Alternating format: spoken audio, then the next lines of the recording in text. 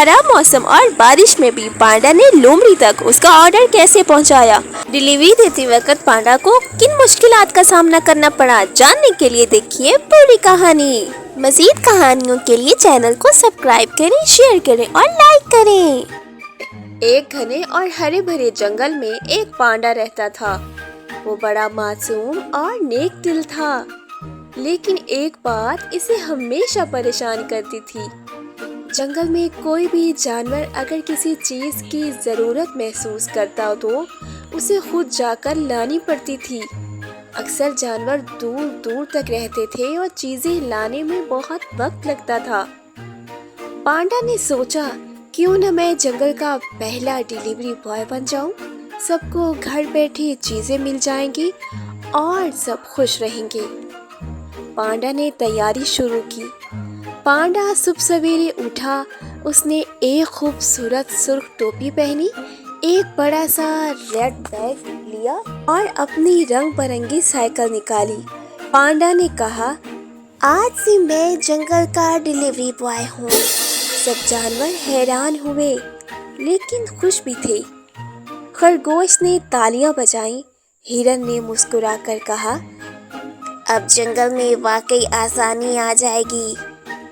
लोमड़ी का पार्सल। सबसे पहले डिलीवरी लोमड़ी के घर गई। लोमड़ी ने एक मज़ेदार केक मंगवाया था। पांडा अपनी साइकिल चलाता हुआ उसके दरख्त के पास पहुंचा और बैग से डिब्बा निकाल कर कहा, ये लीजिए, आपका केक वक्त पर हाजिर है।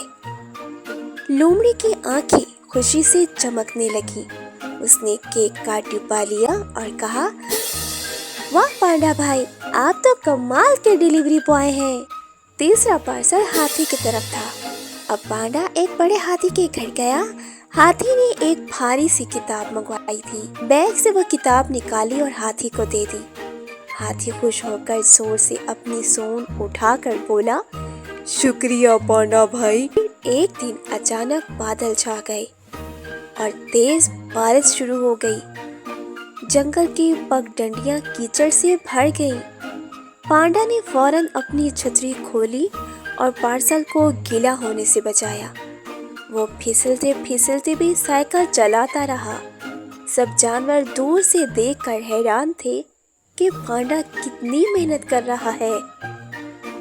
आखिर में शाम को सब जानवर इकट्ठे हुए। लोमड़ी ने केक काटा।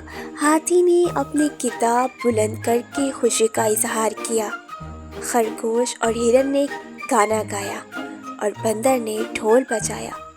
सब ने मिलकर कहा, पांडा हमारे जंगल का हीरो है। इसने जंगल को सहूलत और खुशी दी है।